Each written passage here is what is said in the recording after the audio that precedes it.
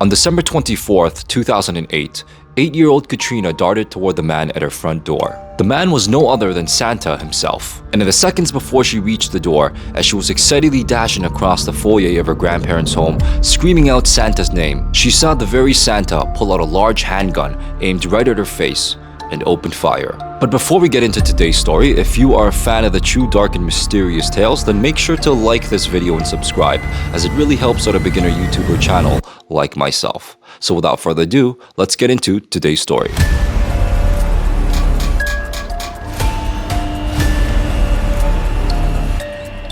Bruce Pardo and Sylvia Pardo met in 2004 and started the new year of 2006 with all the signs pointing to a bright future. An upcoming marriage, a combined income of $150,000, and a $500,000 home in a quiet cul-de-sac in California. However, things quickly went downhill, and by less than 2 years into the marriage, Sylvia was already sleeping in another room and spending the weekend at her parents'. And among other issues, finances were a point of contention for the couple. And according to Sylvia, she claimed Bruce had drawn down their $85,000 savings to a mere $17,000 in the last 2 months and was transferring funds to a private account. And 2 months later, she told Bruce that she wanted a divorce. And on December 18th, 2008, the divorce was finally settled. Bruce was ordered by the court to pay a flat fee of $10,000 to Sylvia and also to return her wedding ring. And this bothered Bruce quite a bit. He claimed that she was suffering from no hardship living with her parents and enjoying extravagant luxury gamble trips to Vegas. Sylvia's friends and families denied all these allegations, but Bruce, feeling otherwise, grew a strong vendetta towards Sylvia that really changed him. His anger towards Sylvia grew dark and reached a point where he didn't want to just get rid of Sylvia, he wanted to destroy her entire world. And so the extremely disgruntled Bruce, for the next week, proceeded to prepare for what will be known as one of the most galvanizing massacres in California history. At approximately 11:30 p.m. on Christmas Eve, Bruce Pardo, dressed in a Santa suit, arrived at his former in-laws, the Ortega family. The Ortega family were Sylvia's extended family, and they invited their entire family over to their home in Covina, California. The Ortega family adored Christmas, as it was their favorite time of the year. And on this particular evening at home, there were Joseph and his wife Alicia Ortega, their 2 sons James and Charles, and their daughters Leticia, Alicia, and of course Sylvia. Altogether, including all the grandchildren and one of them being an 8-year-old Katrina, there were approximately about 25 people at the house. When Bruce arrived at the Ortega family's residence, he wore a custom-made Santa suit, made extra large to accommodate his revenge weapons. And in his sack, it contained 2 9mm semi-automatic pistols wrapped in gift paper and also a homemade flamethrower. The 6'3" Bruce made his way to the front door and rang the doorbell of the Ortega family's residence. The family, assuming that it was just one of their guests joining the special night, allowed an 8-year-old Katrina, the daughter of Leticia, to answer the door. When the door opened, Bruce began shooting immediately, hitting Katrina first, the bullet slicing through her cheek and exiting below her jaw. She collapsed on the floor and the house erupted in senseless gunfire. Several adults, including Sylvia, dove under the dining room table, but provided almost no cover from the flying bullets. And Bruce didn't have a specific target. He was shooting indiscriminately. He wanted to annihilate anyone that was present in the household, which caused it extremely difficult to evade the gunfire. He even stood over several wounded victims and executed them with no mercy. One of the family members recounts one of the victims calling out the perpetrator's name as the shooting was ongoing. One of the adults screamed out, "It's Bruce," recognizing the shooter, and the family was fully aware of who was attacking them as they were being executed one by one.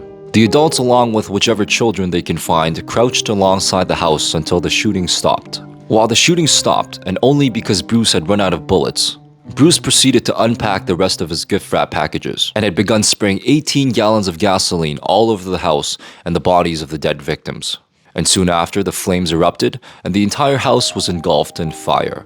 However, as Bruce was pouring the gasoline all over the house, he didn't realize that there was already an existing fire within the house before the attack, perhaps a lit candle or a stovetop, which led to a massive explosion when the house caught on fire. And when the explosion happened, one of his homemade flamethrowers that was used to engulf the house on fire was also caught in the explosion, leaving him with catastrophic burn injuries. Bruce, now severely injured with a 3rd-degree burn and in excruciating pain, ran back to his car, took off his Santa costume and changed to a fresh pair of clothing. He then got into his car and escaped the scene. On the fateful Christmas Eve of 2008, 9 souls lost their lives in the Ortega household.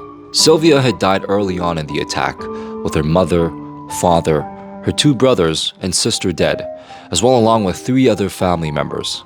The 8-year-old Katrina who answered the door would miraculously survive in the gunshot to the face, and although a serious injury was not life-threatening.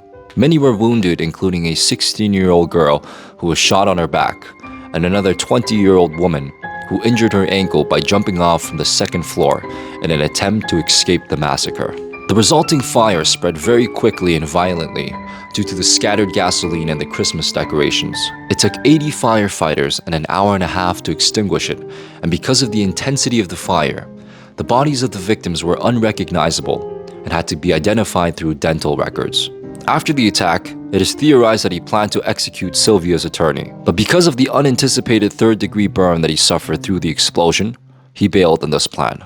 The burn was actually so bad that it was later revealed that parts of his Santa suit that he had on while committing the massacre had melted to his body, and so unable to complete his execution list, he went to his brother's home instead. His brother had gone to a Christmas party of his own and was not home. And there, on Christmas Day, at approximately 3:30 a.m., Bruce shot himself to death at his brother's home. After Bruce was found dead at his brother's home, police investigated Bruce's home in Montrose.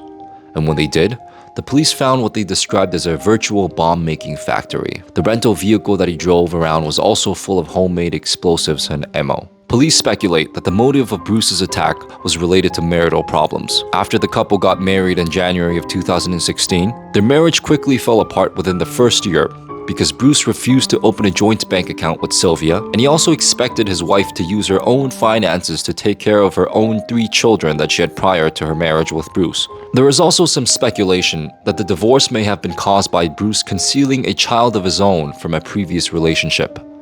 This particular child was left severely brain damaged as a toddler when he fell into a backyard swimming pool in January of 2001 while Bruce was alone with him at his former home in Woodland Hills. The boy's medical costs accumulated to $340,000, but Bruce never contributed a dime to the boy's care. The very home where the massacre occurred was demolished and remained an empty lot for a good decade, reminding the neighbors of that fateful night until a new home was built there in 2018. Thank you so much for watching, and if you have a suggestion on any of the dark and mysterious tales that you would like me to cover on this channel, please let me know in the comments below and I will make a video on it in the near future. Have yourself a great holiday and Merry Christmas.